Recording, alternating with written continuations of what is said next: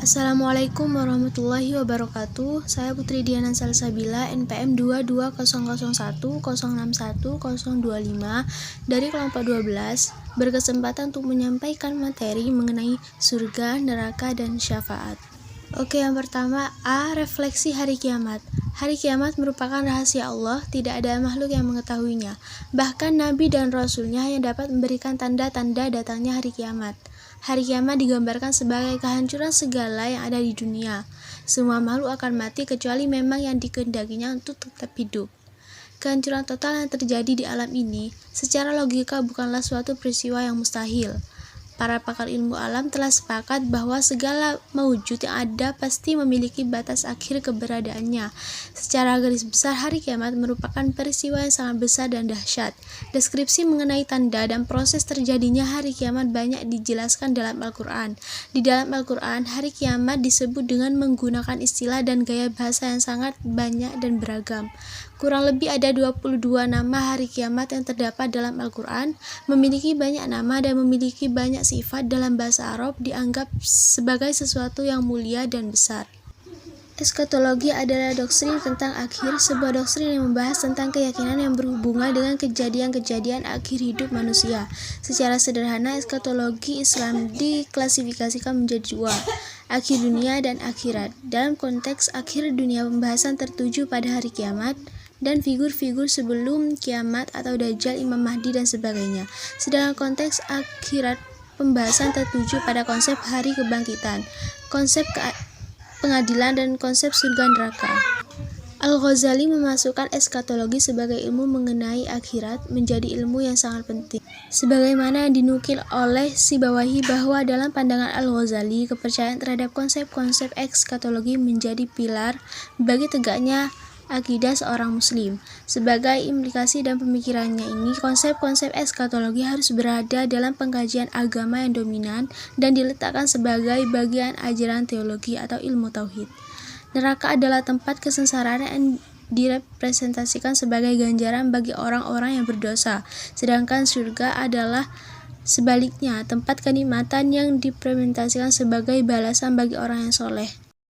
Lukisan tentang kesengsaraan neraka dan kenikmatan ini menurut Sachiko Murata dan William C. Sittig adalah lukisan khas Al-Quran, sebab tidak ada satupun kitab suci yang menggambarkannya seperti di dalam Al-Quran. Lukisan-lukisan tersebut banyak ditegaskan dalam berbagai surat pendek di akhir-akhir Al-Quran yang sebagian besar diturunkan pada masa-masa awal karir Nabi Muhammad ketika masih berada di Mekah. B. Konsep surga perspektif Al-Ghazali. Bagi mayoritas menganut agama Islam, surga dan neraka merupakan tempat akhir manusia setelah dibangkitkan pada hari kiamat kelak. Mereka yang banyak berbuat amal kebaikan sebagaimana yang diperintahkan Allah sesuai pedoman ajaran Nabi Muhammad SAW akan ditempatkan di surga, sedangkan mereka yang berperilaku sebaliknya akan ditempatkan di neraka. Namun demikian, para ulama dan cendekiawan Islam memiliki penjelasan yang tak seragam tentang detail akan surga dan neraka. Pada tulisan ini akan dipaparkan bagaimana konsep surga dan neraka menurut Al-Ghazali. Al-Ghazali sendiri tidak memberikan pengertian surga secara definitif, namun demikian dari penjelasan ia memberikan dapat dimengerti bahwa surga adalah tempat yang tidak terdapat kesedihan dan kesusahan. 14 kata jannah dalam artian eskatologis di dalam Al-Quran disebutkan sebanyak 45 kali dalam bentuk tunggal dan 2 kali dalam bentuk mutsanna dan 69 kali dalam bentuk jamak.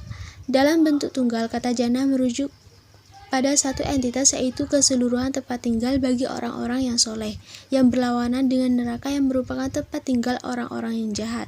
Sedangkan penggunaan kata dalam bentuk jamak merupakan salah satu contoh dari ciri khas gaya bahasa Al-Quran yang dengannya deskripsi tentang surga benar-benar memberikan kesan melimpah kenikmatan yang tak terbatas.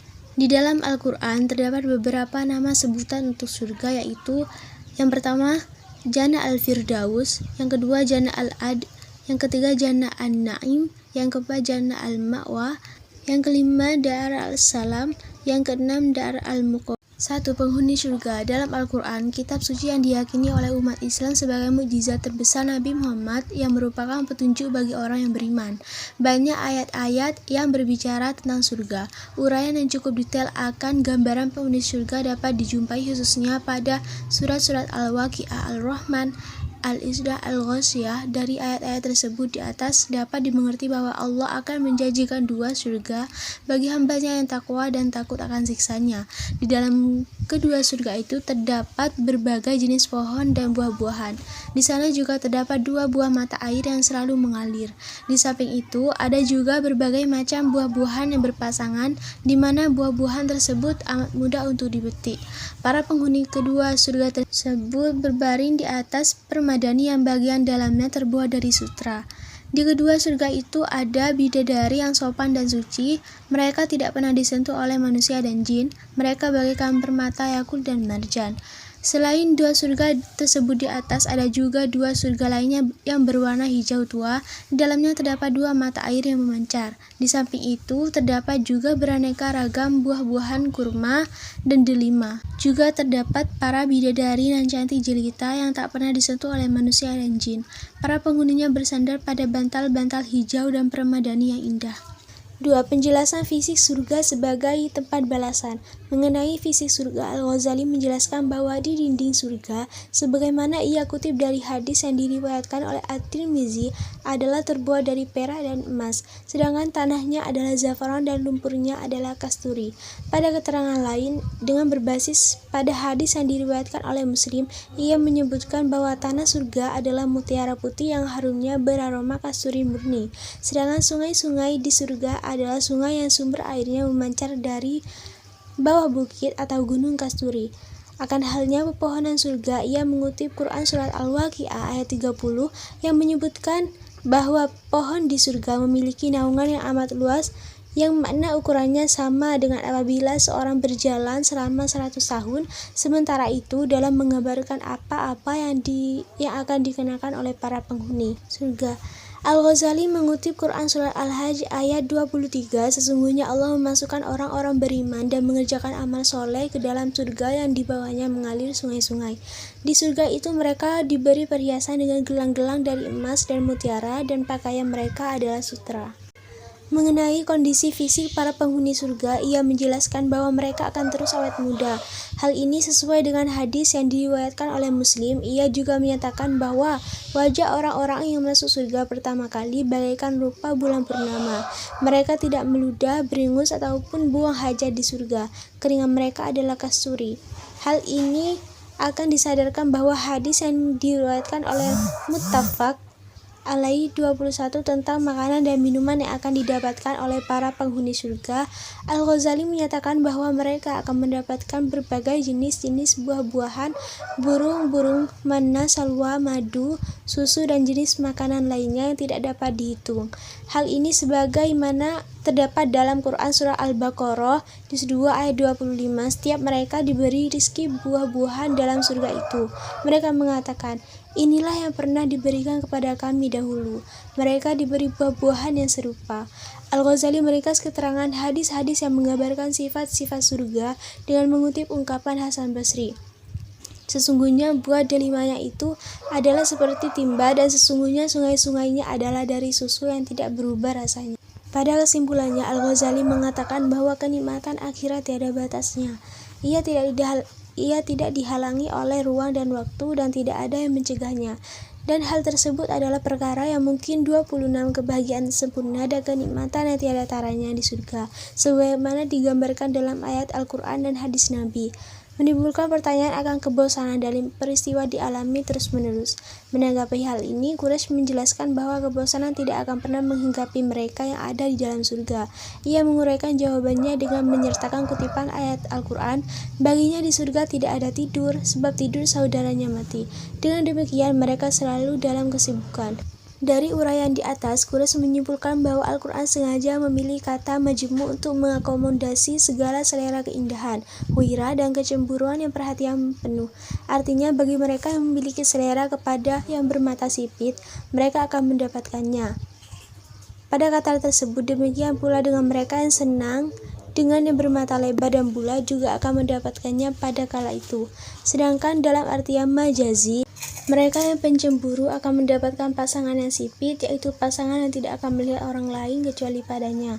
Hal yang demikian itu sesuai dengan apa yang Allah firmankan dalam Quran surah Fussilat bahwa di surga kamu akan memperoleh apa yang kamu inginkan dan memperoleh pula apa yang kamu minta. Saya Nafizatul Hasanah akan melanjutkan presentasi dari teman saya. C. Konsep neraka dalam perspektif Al-Ghazali. Neraka adalah kata yang dipakai dalam bahasa Indonesia yang merupakan terjemahan yang berasal dari kata bahasa Arab al-nar. Pemahaman neraka yang umum dipahami ialah tempat tinggal yang disediakan Allah untuk orang-orang yang tidak beriman kepadanya, yaitu orang-orang yang menentang aturan-aturannya dan tidak mempercayai Rasulnya. Ia juga merupakan tempat untuk menghukum musuh-musuh Allah dengan siksaan yang amat dahsyat dan hina, sehingga tidak ada tempat yang lebih buruk darinya.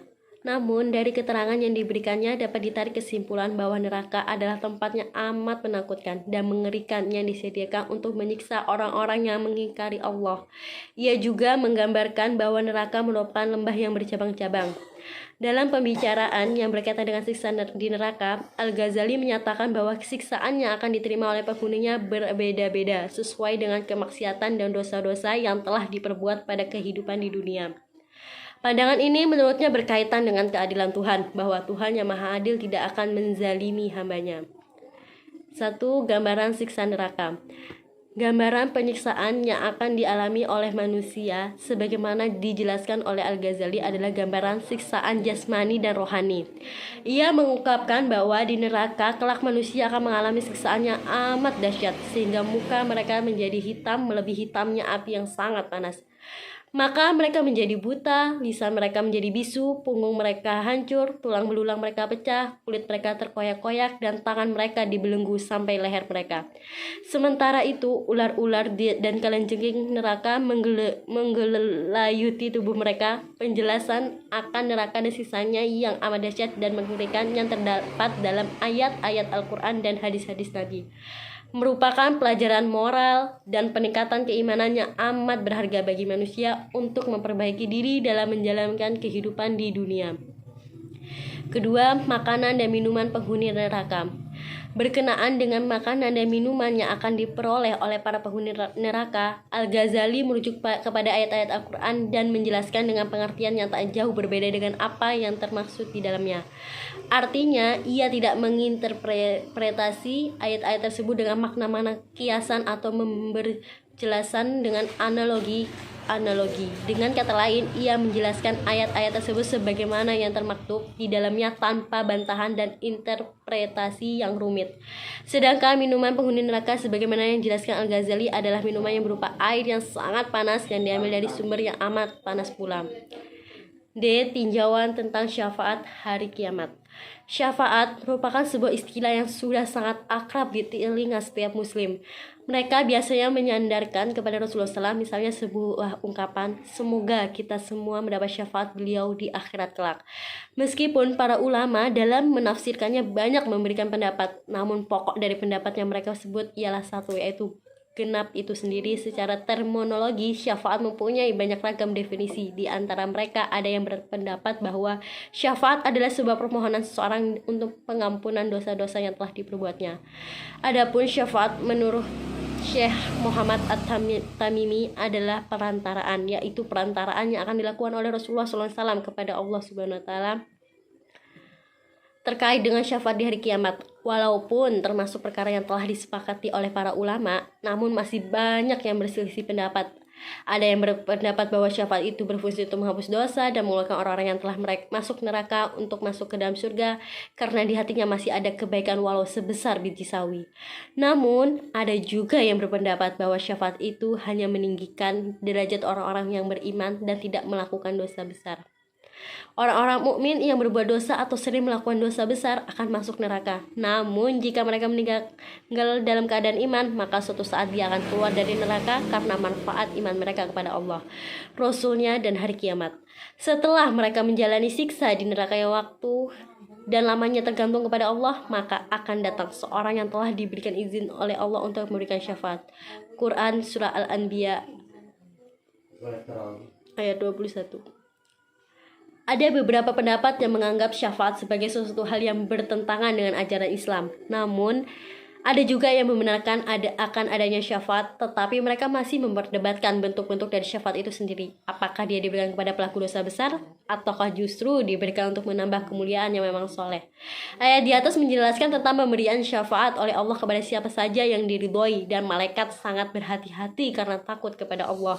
Dalam Al-Quran, tidak ada satu ayat pun yang menafikan adanya syafaat secara mutlak. Penafian yang ada hanya menunjuk kepada sekelompok orang yang disebut oleh Allah SWT sebagai kelompok yang memiliki sifat kekafiran. Ya. Sifat inilah yang menyebabkan mereka tidak berhak mendapatkan syafaat. 1. Urgensi syafaat di hari kiamat. Syafaat merupakan sebuah termasuk pembahasan yang tidak hanya ramai diperbincangkan di kalangan teolog, melainkan juga dalam konsep syafaat. Sumber lain mengatakan bahwa ada sebagian kelompok yang sama sekali tidak menerima konsep syafaat ini. Kelompok ini terdiri dari Qadariyah dan sebagian dari kelompok Mu'tazilah. Dalam pembicaraan mengenai pendapat mutakalimin tentang syafaat memiliki porsi perhatian yang sangat besar dalam Al-Quran, sebagaimana yang telah terulang di berbagai ayat. Misalnya dalam Quran Surah At-Tahrim ayat 66 surah ke-8 yang artinya, wahai orang-orang yang beriman, bertobatlah kepada Allah dengan tobat yang semurni-murninya. Mudah-mudahan Tuhan kamu akan menghapus kesalahanmu dan memasukkan engkau ke dalam surganya yang mengalir di bawahnya sungai-sungai. Pada hari itu ketika Allah tidak mengecewakan Nabi dan orang-orang yang beriman bersama dengannya, sedang cahaya mereka memancar di hadapan dan di sebelah kanan mereka, sambil mereka berkata, ya Tuhan kami, sempurnakanlah untuk kami cahaya kami dan ampunilah kami. Sungguh Engkau Maha Kuasa atas segala sesuatu. Dasar hukum perintah ini di dalam Al-Quran menunjukkan kepada wajib selagi tidak ada hal lain yang mengalihkannya dari dasar ini, sementara dari dasar masalah ini tidak ada yang mengalihkannya. Yang demikian itu diharapkan agar mereka mengharapkan dua tujuan yang sangat penting yang setiap orang mukmin berusaha mendapatkannya, yaitu 1. Penghapusan kesalahan, 2. Masuk ke surga. Setiap orang mukmin juga sangat menginginkan dua perkara di atas, yaitu pengampunan atau pertolongan dan penghapusan dosa atas kesalahan. Oleh karena itu, tidak ada seorang pun yang terlepas dari dosa dan kesalahan, selaras dengan konstruksi kemanusiaannya, yang di dalam dirinya tergantung dua unsur yang saling berbeda, yaitu unsur tanah dan unsur bumi. Yang satu membelenggu untuk yang satu membelenggu untuk di bawah ke bawah, dan satunya lagi melepaskannya untuk di bawah ke atas. Yang pertama memungkinkan untuk menurunkannya kubangan binatang atau bahkan lebih sesat lagi jalannya, sedangkan yang kedua kemungkinan untuk mengangkatnya ke ufuk alam malaikat atau bahkan lebih baik lagi. Karena itu setiap manusia mempunyai peluang untuk melakukan keburukan dan berbuat dosa. Maka dari itu manusia sangat membutuhkan taubat, ampunan serta syafaat dari Allah SWT. Dalam Quran Surah Al-Anbiya ayat 21 surah 8, urgensi dari syafaat yaitu bagaimana manusia berusaha dalam melakukan pendekatan kepada Allah SWT. Manusia yang bersungguh-sungguh mentaati Allah akan senantiasa melakukan kewajibannya sebagaimana hamba, dan bahwasanya kita ketahui bahwa manusia tidak ada yang sempurna, pasti memiliki kesalahan atau dosa. Dan manusia yang taat dan senantiasa melakukan pendekatan kepada Allah akan senantiasa bertaubat atas kesalahan dan dosa yang telah diperbuatnya. Dan pada akhirnya, akhir dari taubat itu akan menimbulkan keridhaan dari Allah SWT yang dapat mengundang penerimaan syafaat kelak di akhirat nanti. Sekian dari saya, apabila ada kesalahan mohon dimaafkan. Wassalamualaikum warahmatullahi wabarakatuh.